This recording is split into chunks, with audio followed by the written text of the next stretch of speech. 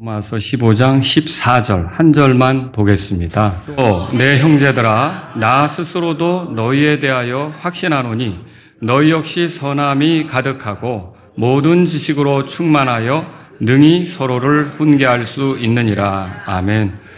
자, 오늘 저는 좋은 교회의 특징 이런 제목으로 여러분에게 말씀을 드릴게요. 자, 여기 14절에 보면 바울이 내 형제들아 이렇게 시작하죠. 그러면 이때 바울이 말하는 내 형제들은 누구를 가리키느냐? 로마 교회 성도들을 가리키는 거예요. 여러분, 바울은 유대인이잖아요. 그리고 로마 교회는 이방인들로 구성이 돼 있어요. 그런데 유대인인 사람이 이방인들을 향해서 내 형제들아 이렇게 부른다는 건 놀라운 일입니다. 과거에는 생각할 수도 없는 일이죠. 예전에 어떻게 지냈든지 지금 이들은 이제는 형제지간이에요. 동일한 아버지를 모시고 있죠. 하나님께서 이들의 아버지가 되시는 거예요. 그래서 그리스도 안에 있음으로 해가지고 전에는 불편하게 지냈던 관계가 지금은 형제 이렇게 부를 수 있는 특별한 관계가 되었으니 이거 놀라운 일 아닙니까? 이게 지금 바울이 이 로마의 성도들하고 나눌 수 있는 부분이다 이렇게 보는 거죠. 그런데 바울이 여기서 형제들아 이렇게 불러놓고요. 이렇게 말하죠. 나 스스로도 너희에 대하여 확신하노니 그렇게 말했어요. 자, 그럼 이건 뭐예요? 바울이 로마 교회를 방문한 적이 있나요? 이 편지를 쓸 당시에 없습니다. 로마 교회를 방문한 적이 없고 로마 교회 사람들을 이렇게 찾아가서 거기서 뭐 설교한다든지 가르친다든지 그런 경험이 없어요. 그런데도 뭐라 그러냐면 나 스스로 너에 대하여 확신한다고 얘기를 하고 있어요. 그럼 이건 무슨 얘기냐면 마치 로마 교회에 대해서 잘 알고 있는 것처럼 얘기하고 있는 거죠.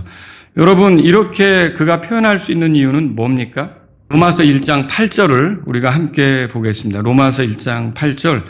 바울이 그 로마서를 쓰면서 그 서두에서 이런 표현을 한 거예요. 1장 8절 다 같이 읽습니다.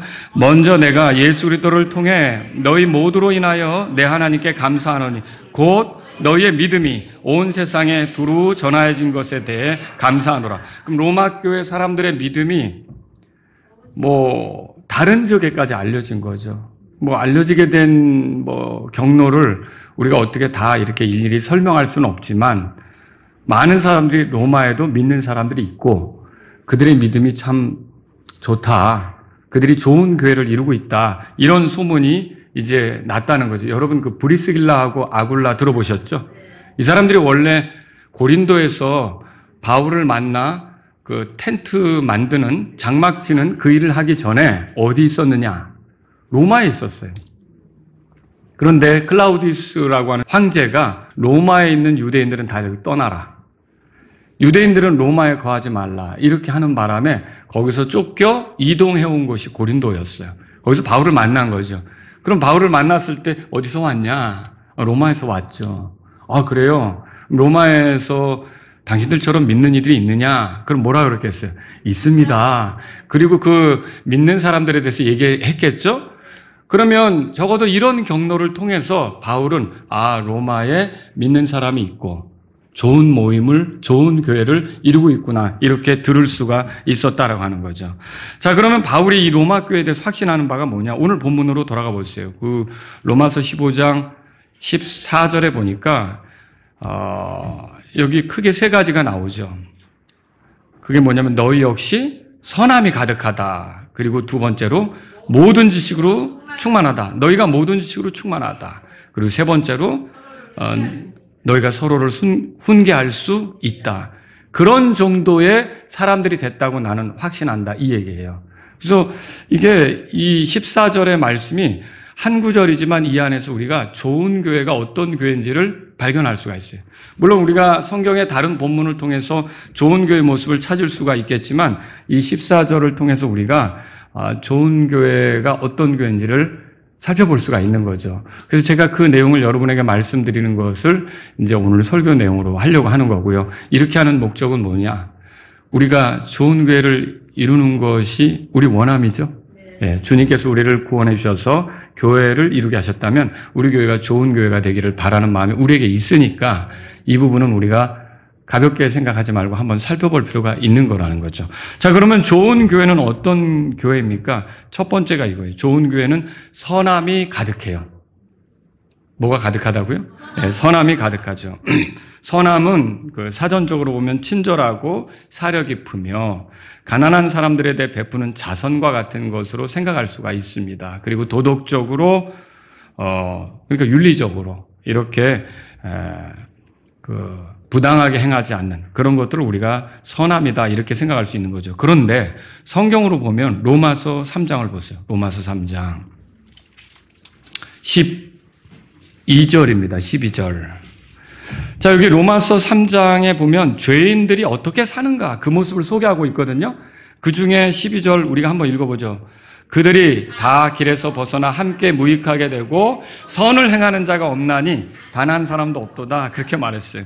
그러면 여러분 이게 우리에게 뭘 보여주느냐 이 구절이 구원받지 못한 사람은 선하게 살 수가 없다는 거죠. 선함을 드러낼 수가 없다라고 하는 거예요. 그런데 이것에 비하면 로마 교회 성도들은 어떠냐? 선함이 가득하다. 이건 뭘 얘기하는 거냐? 그들이 거듭났고 성령님을 따라서 살면서 하나님을 기쁘게 하는 것이 가능하게 됐다. 그걸 말하는 거죠. 자, 실제로 선함이 성령의 열매인 걸 여러분 알고 계십니까? 우리 아까 경배 드리면서 찬송 드렸죠. 거기 후렴에 보면 갈라디아서 5장 22절, 에베소 5장 9절을 인용해서 그 노래를 만들었는데 가사가 그렇게 돼 있거든요. 그러면 여러분 갈라디아서 5장 22절에 어떻게 써 있습니까? 들어보세요. 성령의 열매는 사랑과 기쁨과 화평과 오래 참음과 부드러움과 선함과 믿음과 이런 식으로 돼 있어요. 그 선함이 뭐예요? 성령의 열매로 이렇게 표현이 되는 것이죠. 그 다음에 에베소 5장 9절에 이렇게 써 있어요. 이는 성령의 열매는 모든 선함과 의와 진리 안에 있기 때문이라. 그럼 선함은 성령의 열매죠. 하나님의 어떠함을 드러내는 거다. 하나님께서 우리 안에서 나타내고 싶어하는 그런 모습이다. 이렇게 말할 수 있어요. 그리고 데살로니가후서 1장 11절에는 그분의 선하심 이렇게 표현했어요. 그러면 이게 뭘 얘기하는 거냐? 그분의 선하심은 하나님의 선하심이죠. 선하심은 다른 게 아니라 하나님의 성품이에요. 하나님의 어떠하심을 우리가 그분이 선하시다. 그렇게 말할 수 있는 거죠. 그래서 여러분과 제가 하나님은 선하시다. 그렇게 말할 수가 있어요. 언제나 선하시다. 그렇게 말할 수가 있어요. 정말 분명히 선하시다. 그렇게 말할 수가 있는 거죠. 그렇다면 로마 교회 성도들에게 선함이 가득하다. 이 말은 무슨 뜻입니까? 그들이 하나님의 성품을 드러내며 사는 사람들이 되었다 그거죠. 베드로후서 1장으로 가보세요. 베드로후서 1장. 베드로후서 1장. 여러분과 제가 구원받으면 어떻게 되느냐? 하나님의 성품에 참여하는 자가 된다는 걸 알고 계십니까? 그런데 그 성품이 풍성하게 드러나는 거예요. 그게 선함이 가득한 거죠. 베드로후서 1장 4절을 다 같이 읽습니다. 그것들에 의해 지극히 크고 보배로운 약속들이 우리에게 주어졌으니 이것은 너희가 정욕으로 인해 세상 안에 있는 부패를 피해 이 약속들에 의해 하나님의 성품에 참여하는 자들이 되게 하려 함이라 그랬어요. 하나님의 성품에 참여한다. 그래. 그렇게 말하고 있죠. 여러분 우리가 믿음을 통해 은혜로 구원받는 거 아시죠? 그러면 우리가 구원받고 나서 우리의 어떤 행위에 대해서 자랑할 게 있습니까? 없죠. 자, 그게 에베소 2장 8절에서 9절이 하는 말이에요. 그런데 거기서 끝나지 않습니다. 여러분, 구원받은 사람은 어떻게 사느냐? 성경이 이렇게 말하죠. 선한 행위에 열심을 낸다. 열심을 낸다. 자, 여러분, 선한 행위로 구원받습니까? 그건 아니지만 구원받은 사람은 어때요? 선한 행위가 나온다 이렇게 말하는 거죠. 그래서 로마 교회 성도들에게 선함이 가득하다 이 말은 결론적으로 얘기하면 이거예요. 구원받은 자들답게 산다는 거예요. 그럼 좋은 교회가 어떤 교회냐? 구원받은 성도들이 구원받은 자들답게 살아갈 때 그런 성도들이 모인 교회가 좋은 교회다라고 하는 거죠. 그러면서 하나님의 어떠하심을 하나님의 성품을 드러내면서 서로 간에 사는 거죠. 이런 성도들로 이루어진 교회는 좋은 교회다. 이렇게 지금 말할 수가 있는 거죠. 그래서 여러분 하나님의 뜻이 뭔가 지금 베드로후서 1장 봤죠? 하나님의 뜻은요, 8절에 보세요. 이는 만일 너희 안에 이것들이 있고 또 풍성하면, 이것들이 뭐냐면 여기 보면 위에서 쭉 하나님의 성품 말하면서 뭐가 등장하냐면 믿음, 덕, 찾으셨어요? 지식, 절제, 인내, 경건, 형제의 친절, 그리고 사랑. 이런 것들이 있는데 8절에 보면 다 같이 한번 읽어보죠. 이는 만일 너희 안에 이것들이 있고 또 풍성하면 너희가 우리 주 예수 그리스도를 아는 지식 안에서 쓸모없거나 열매 없는 자가 되지 않게 하기 때문이라. 그러니까 하나님께서는 우리가 어떤 사람이 되기를 원하냐면 구원받고 나서 성령의 열매가 풍성히 나타나고 주님을 아는 열매가 풍성히 나타나는 걸 원하시는 거죠. 근데 좋은 교회는 뭐냐면 바로 그렇게 하나님이 우리 안에 허락하신 성령님을 따라 성령님의 열매를 풍성히 맺어가는 성도들이 모인 교회가 좋은 교회다. 성경을 통해 우리가 그렇게 발견할 수 있는 거죠. 그래서 믿는 사람다운 열매. 그래서 그 사람을 보면 저 사람 확실히 믿는 사람이 많네라고 얘기할 수밖에 없는 그런 열매를 드러내는 일이 가득하다.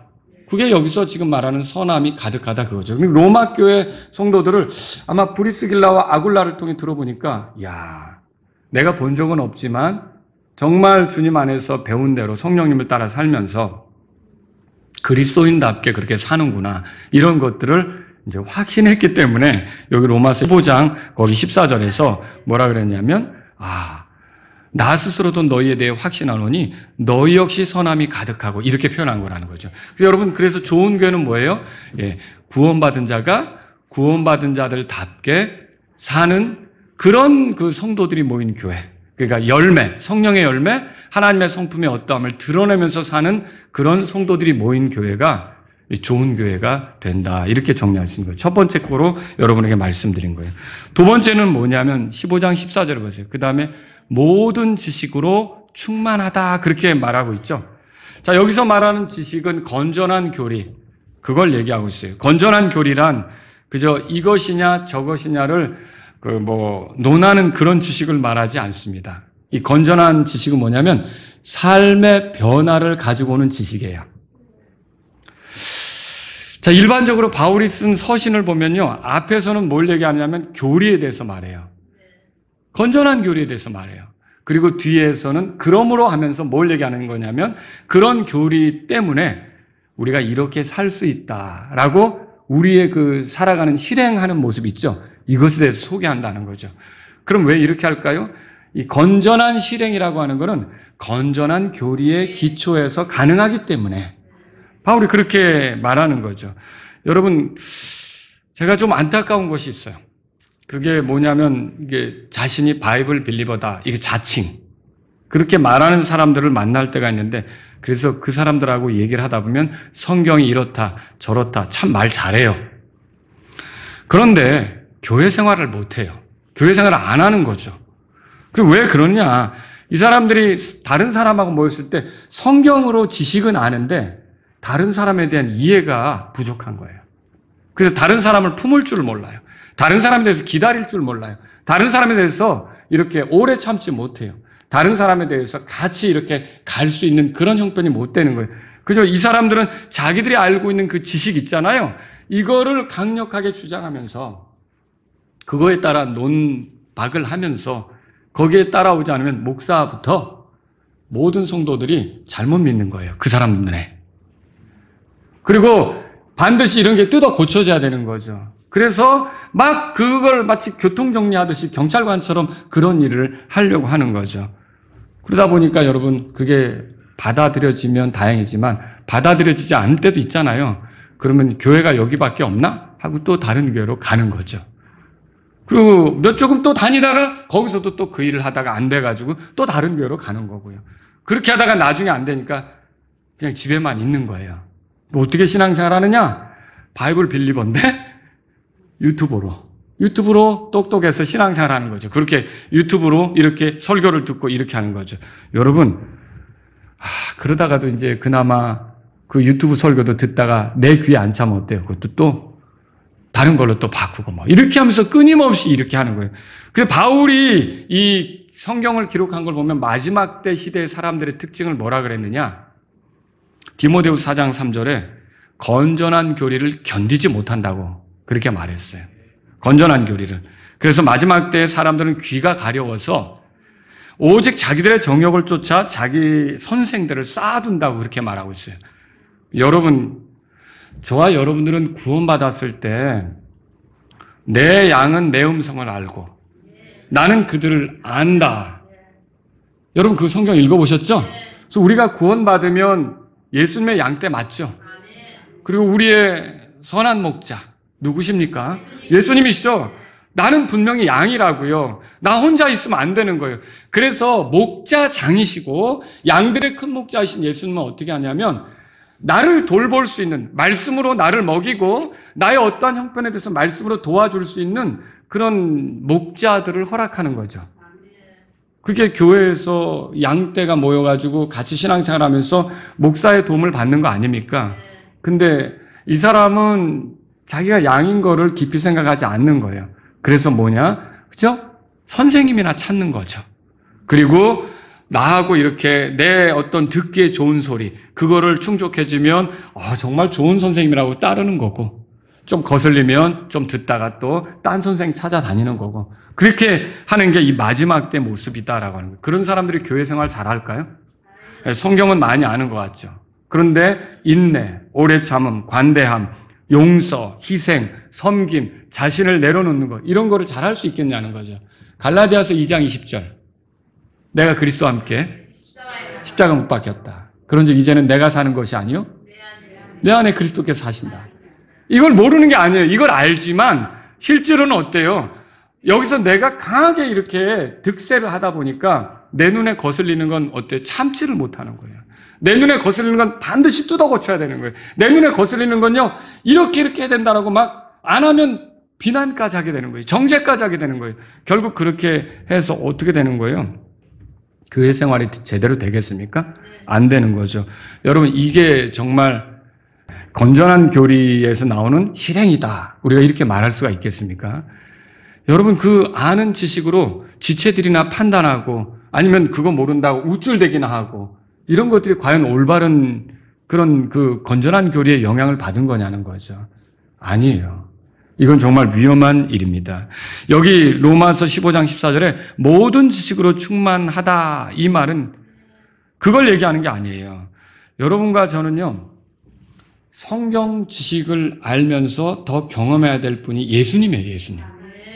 예수님이 어떤 분인지 알아야죠. 예수님이 나를 위해서 해주신 일이 뭔지를 알아야죠.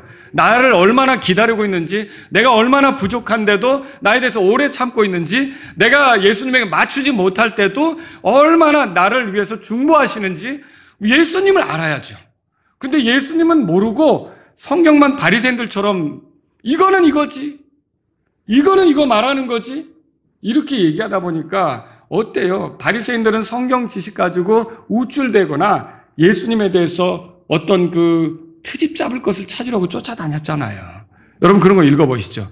이게 올바른 지식이 아니에요. 여러분과 제가 성경을 읽는 것은 결국 예수님을 아는 거예요.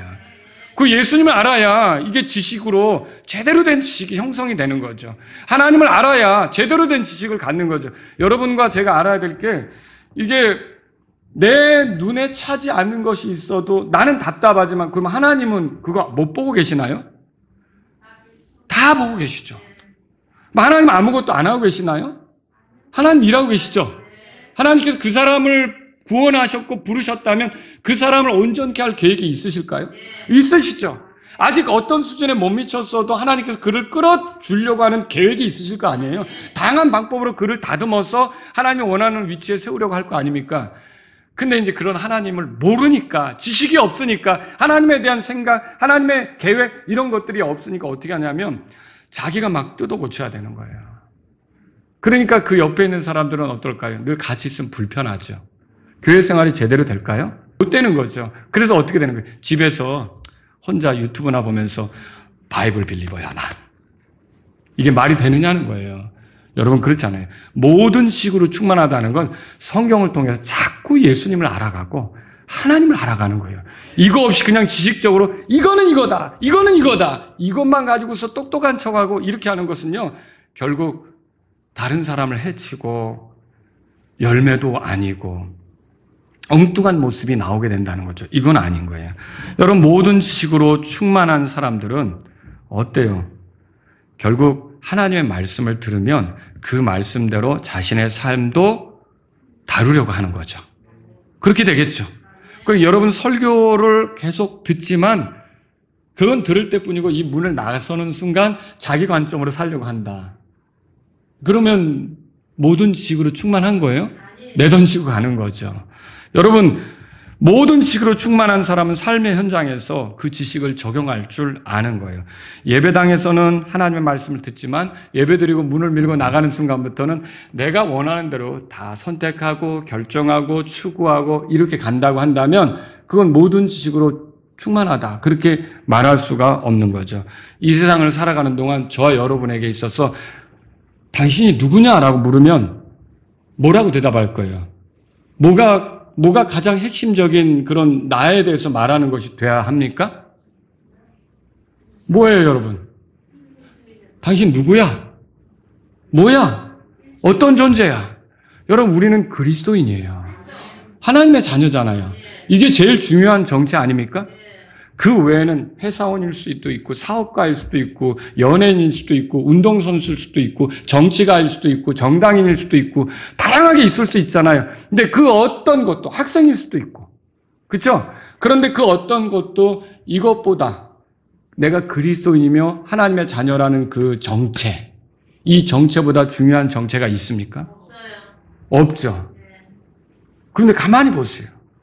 과연 우리가 어떤 행동들을 할 때 나에게 가장 중요한 정체가 그것인데 그것을 앞세우고 있고 그것을 우선시하고 있고 그것이 훼손당하지 않도록 노력을 하고 있는가? 때로는 학생이란 정체가 앞설 수 있어요. 때로는 회사원이라는 정체가 앞설 수도 있어요.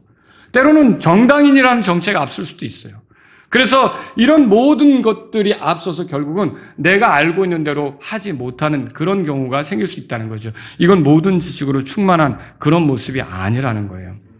디모데후서 3장 7절에 그런 사람들은요 항상 배우나 결코 진리의 지식에 이르지 못한다 그렇게 말하고 있어요.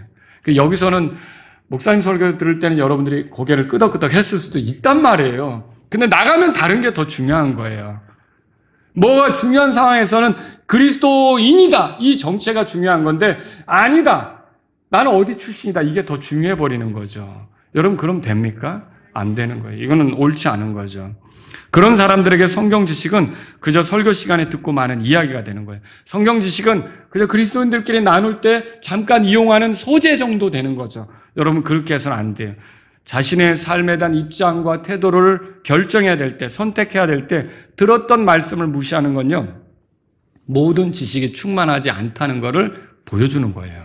정말 이 지식, 이 예수님이 내게 충만하고 그리스도가 내 안에 거하고 하나님을 아는 지식이 충만하다면 우리는 어디 가서나 똑같은 그런 모습으로 살아야 되는 거죠. 제가 한번 말씀을 드린 적 있잖아요. 종. 이게 종이 여기서도 딸랑딸랑 거리죠. 그러면 우리 집에 갔다 오면 거기서 땡가랑 이럽니까? 거기도 딸랑딸랑 거리는 거고. 예를 들어 또 뭐 저기 학교 가면 어때요? 거기는 띠링띠링 이럽니까?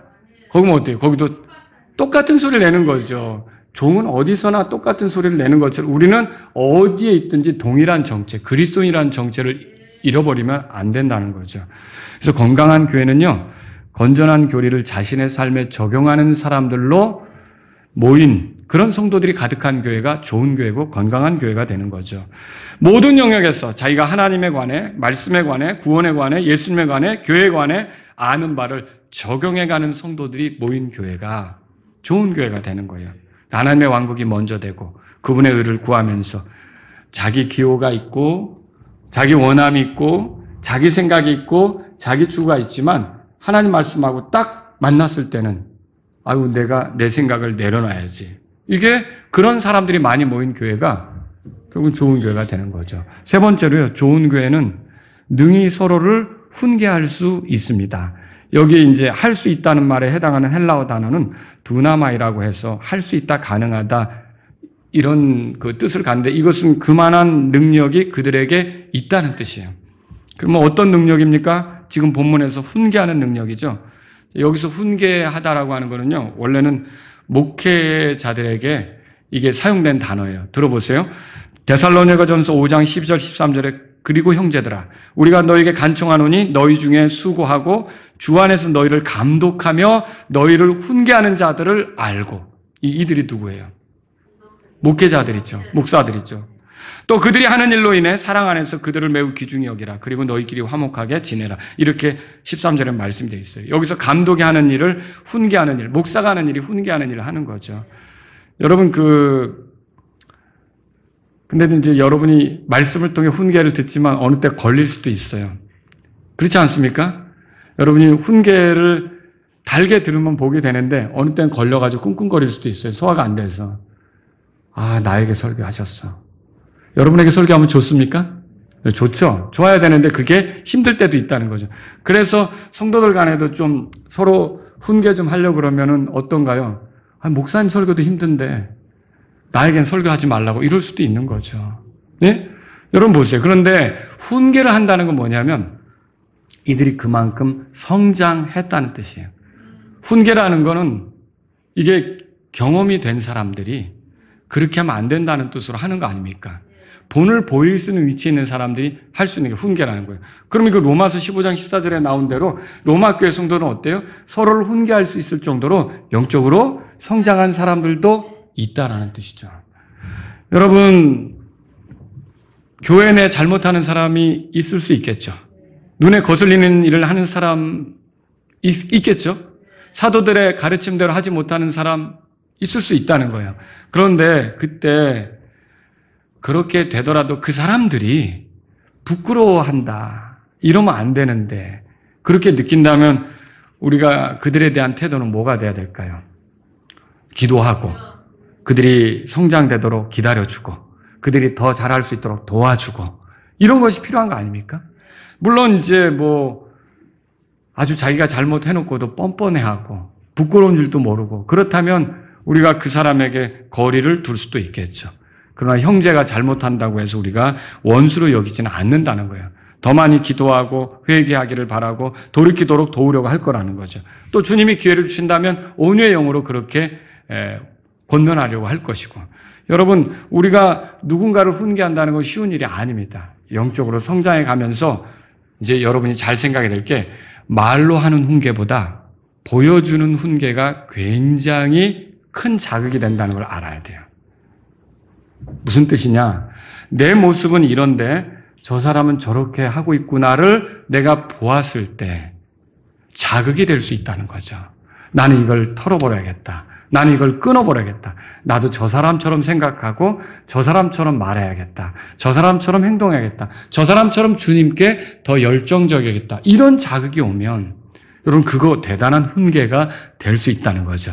근데 로마 교회 성도들이 그렇게 서로에게 자극이 되면서 가는 교회였다는 거예요. 그러니까 이게 말보다도 중요한 게 좋은 모습이에요. 좋은 태도예요. 좋은 생활이에요.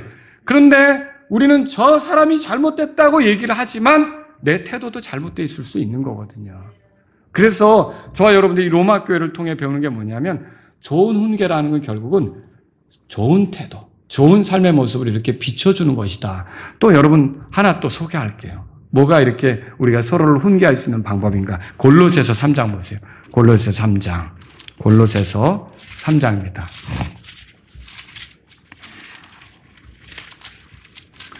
이 골로새 3장 16절을 보려고 하는데 이게 에베소서 5장하고 짝을 이루는 거예요.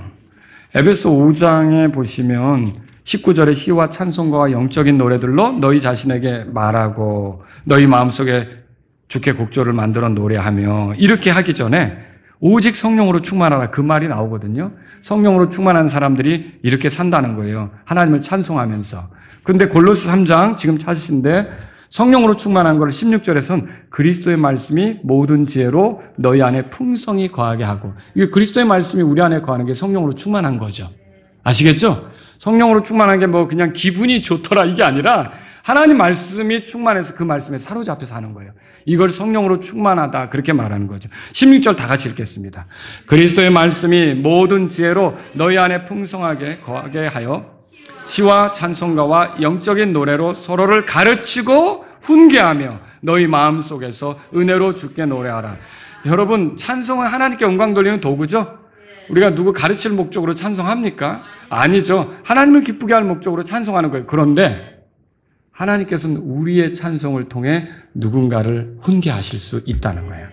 여러분, 함께 부르는 찬송도 내가 같이 부르다가 그 가사나 성도들의 같이 부르는 노래에 내 마음에서 더는 이렇게 살지 말아야겠다라는 깨달음이 올 수도 있는 거고요.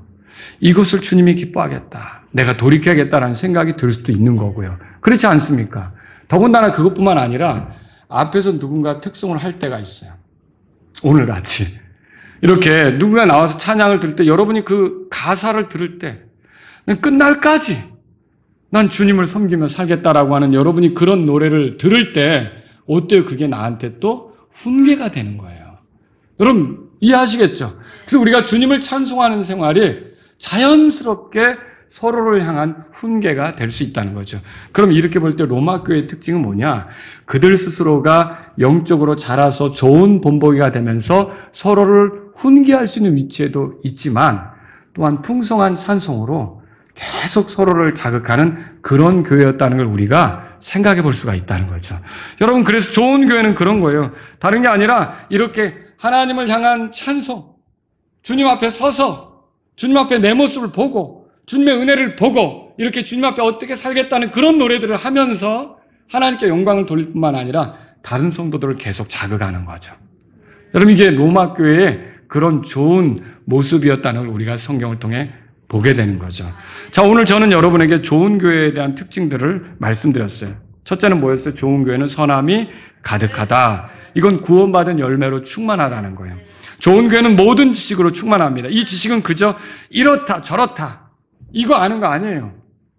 그 뭐 뽕나무에 올라간 게 뭐 삭개오냐, 뭐 니고데모냐, 이런 얘기가 아니라는 거죠. 이게.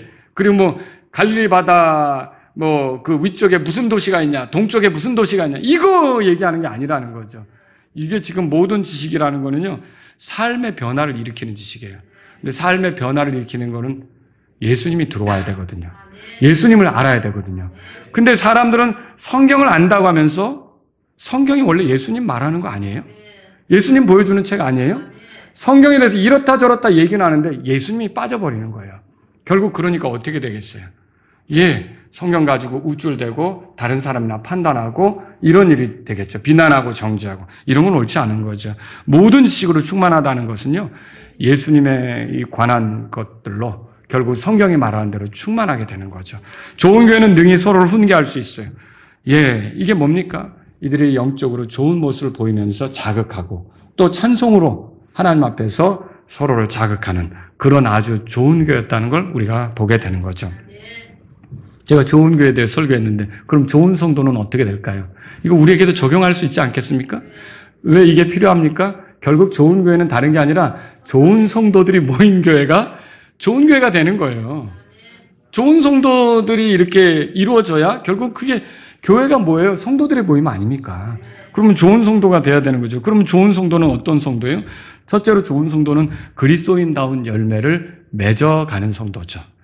그 말, 그 행동, 그 태도가 그리스도인다운 거예요. 믿기 전과 다른 거예요. 믿지 않는 사람들과 다른 거죠. 물론 선한 행위로 구원받을 수 없습니다. 그러나 구원받은 뒤에 선한 행위에 열심을 내는 거죠. 선한 행위라는 건 뭐예요? 하나님의 어떠하심을 드러내는 행위. 그분을 기쁘게 하는 거죠. 그래서 우리는 구원받기 위해 선한 행위에 열심을 내는 게 아니라 구원받은 사람답게 구원받은 사람으로서 선한 행위에 열심을 내면서 하나님의 그 선함을 우리가 받은 대로 드러낸다. 그러면 그게 좋은 성도가 되는 거죠. 구원받기 전에 그 말과 행동, 생각들은 다 내려놓고. 근데 이제 그게 나타날 때가 또 있죠. 구원받기 전대로 말하고, 구원받기 전대로 행동하고, 구원받기 전대로 생각하고, 이런 게 나올 수 있잖아요. 그럴 때 그것에 대해서 불쾌하게 생각하고, 이거는 내가 가야 될 길이 아니라고 생각하고, 주님 앞에 자백하고, 내려놓고 돌아서면서 다시 성령님을 따르고자 하는 이런 그 사람들이 좋은 성도들이다.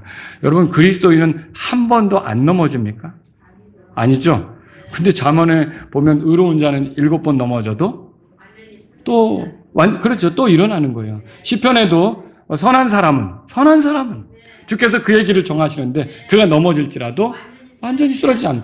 그럼 뭐예요? 정말 이게 선함을 드러낸다는 건 뭐냐면 자신이 약하고 부족하고 모자라는 것으로 넘어지는 일이 있다 할지라도 또다시 주님에 대한 믿음으로 일어나서 주님을 사모하고 주님을 따라 걸으면서 주님을 알아가려고 하는 게 그게 정말 하나님이 기뻐하시는 모습이죠. 선한 사람의 모습이죠.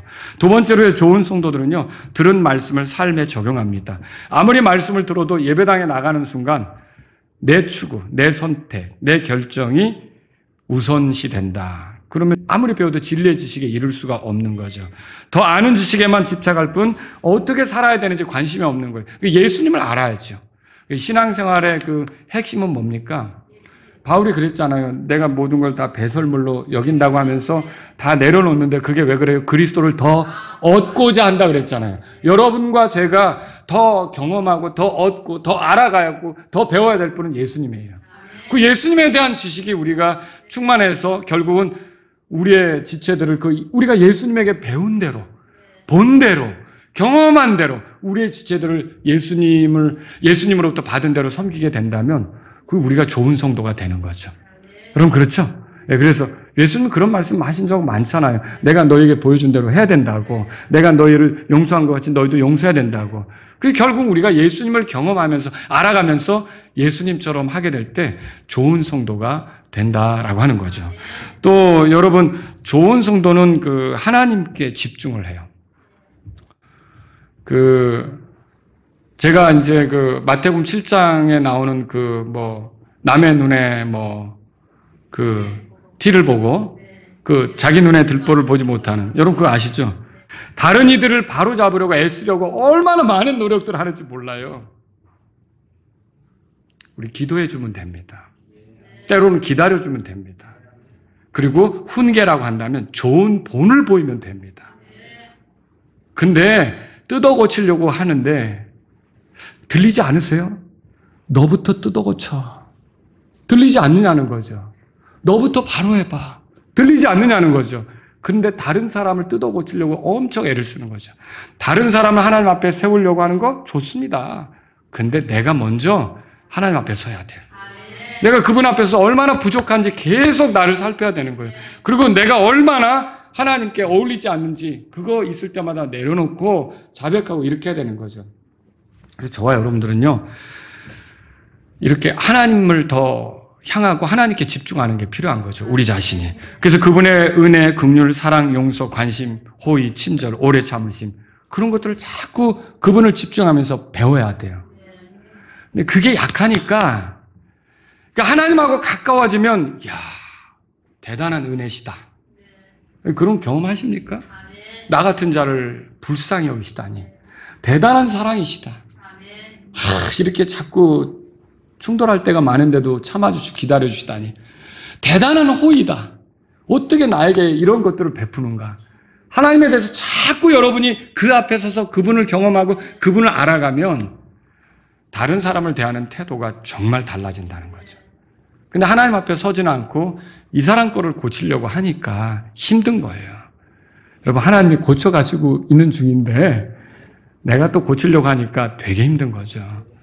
스트레스 받는 거고요. 여러분, 그럴 필요 없어요. 우리 자신이 먼저 하나님 앞에 서서 하나님 말씀을 보니까 이거 아니네요. 주님 부끄럽습니다. 제가 이거 내려놓겠습니다.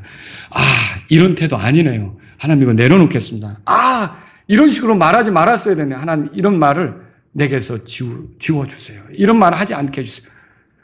이런 생각을 내가 품다니. 이거 하나님을 섬기는 사람으로 어울리지 않는 생각인데 하나님 이거 내가 내려놓겠습니다. 여러분, 자꾸 하나님 앞에 서야 결국은 내가 변화돼서 자연스럽게 다른 사람들을 훈계할 수 있는 좋은 본보기, 영향력, 이걸 끼칠 수 있다는 걸 믿으시기 바랍니다. 우리 다 같이 일어서겠습니다. 오늘 이 말씀을 들으신 여러분 가운데 하나님 아버지, 마라나타 침례교회가 좋은 교회가 되기를 원합니다. 기도합시다. 그런 분들 기도하세요. 그리고 여러분 가운데 하나님 아버지, 이 좋은 교회를 이루는데 내가 좋은 성도가 되기를 원합니다. 이런 분들도 있으면 오늘 하나님께 기도하십시오. 하나님 아버지, 내게서 구원받은 열매가 충만하기를 원합니다. 내게서 주님을 알아가는, 하나님을 알아가는 그냥 이거냐 저거냐 이렇게 글자로 아는 지식이 아니라 예수님을 더 얻는 그런 지식이 충만하기를 원합니다. 이런 분이 있다면 주님 앞에 기도하십시오.